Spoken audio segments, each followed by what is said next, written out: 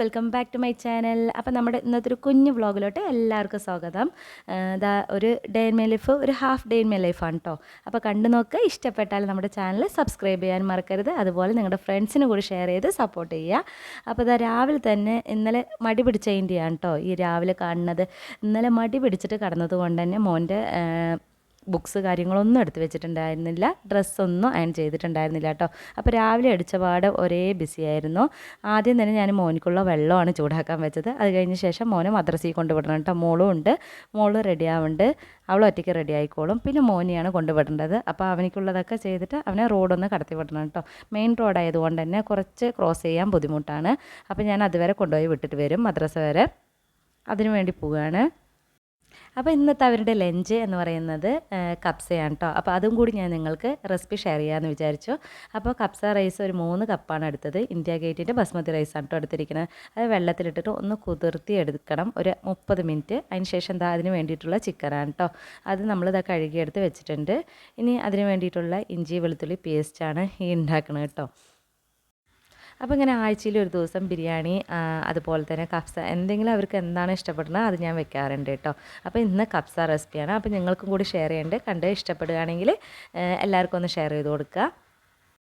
അപ്പോൾ പാത്രത്തിലോട്ട് ആദ്യം തന്നെ ഓയിൽ ഒഴിച്ച് കൊടുത്തിട്ടുണ്ട്. അതിലോട്ട് സ്പൈസസ് ചേർക്കുകയാണ് കേട്ടോ. പട്ട, ഗ്രാമ്പു, ഏലക്കായ് 3 ചേർത്ത് കൊടുത്തിട്ടുണ്ട്. അതിന് ശേഷം ഒരു 1/2 ടീസ്പൂണ് ചെറിയ ജീരകമാണ് ചേർത്ത് കൊടുക്കണം. പിന്നെ 1 ടീസ്പൂൺ അളവിൽ കുരുമുളകുമാണ് ചേർത്ത് കൊടുത്തിട്ടുണ്ട് കേട്ടോ.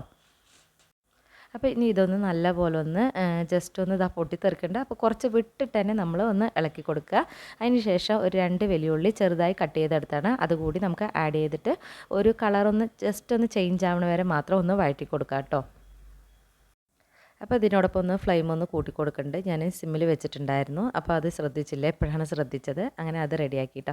അതിന് ശേഷം 3 തക്കാളി പേസ്റ്റാണ് ഞാൻ ഇതിൽ ഒഴിച്ചു കൊടുക്കുന്നത്. നല്ലപോലെ മിക്സിയിൽ അരച്ചെടുത്താണ്, അതുകൂടി ചേർത്ത് കൊടുക്കാം.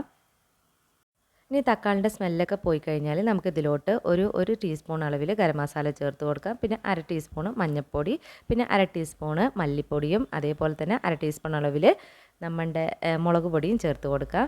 പിന്നെ അതിലോട്ട് 1.5 ടേബിൾ സ്പൂൺ ഞാൻ കപ്സ മസാലയാണ് കേട്ടോ ചേർത്തിട്ടുള്ളത്. പിന്നെ 1.5 ടേബിൾ സ്പൂൺ ഇഞ്ചി വെളുത്തുള്ളി പേസ്റ്റും കൂടി ചേർത്തിട്ട് നല്ലപോലെ മിക്സാക്കി കൊടുക്കാം കേട്ടോ.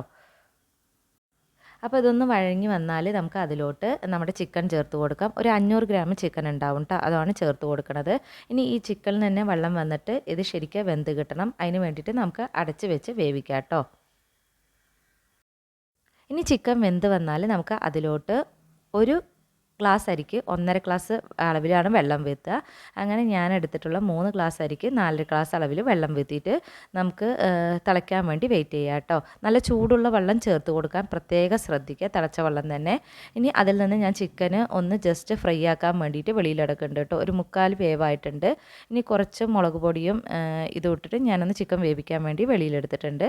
അതിന് ശേഷം നമുക്ക് നമ്മുടെ ഇന്ത്യ ഗേറ്റിൻ്റെ ബസ്മതി റൈസും കൂടി ചേർത്ത് കൊടുക്കാം. 30 മിനിറ്റ് കുതിർത്തിയെടുത്ത അരിയാണ്, അതുകൂടി നമുക്ക് ചേർത്ത് കൊടുക്കാം.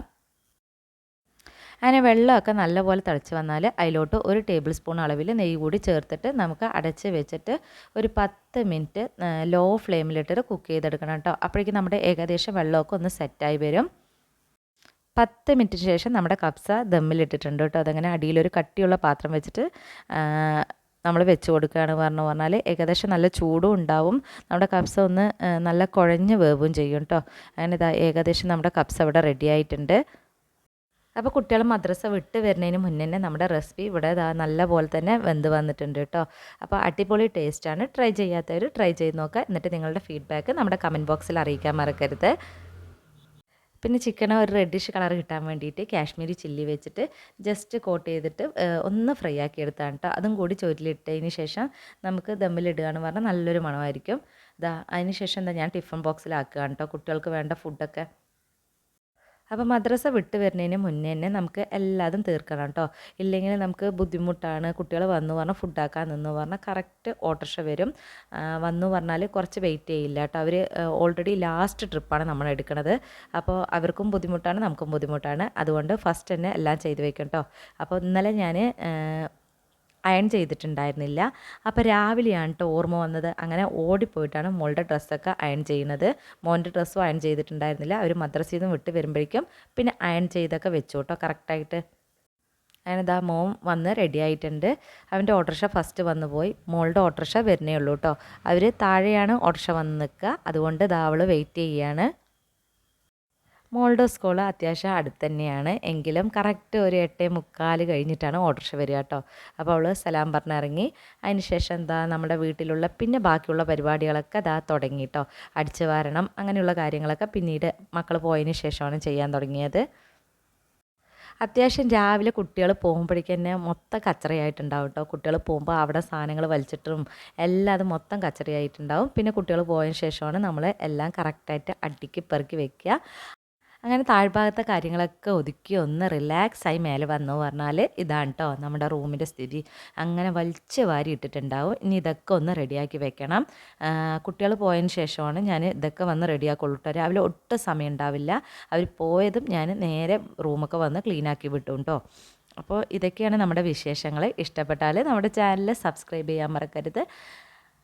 അടുത്ത വീഡിയോയിൽ കാണുന്നവരെ bye. Thank you for watching.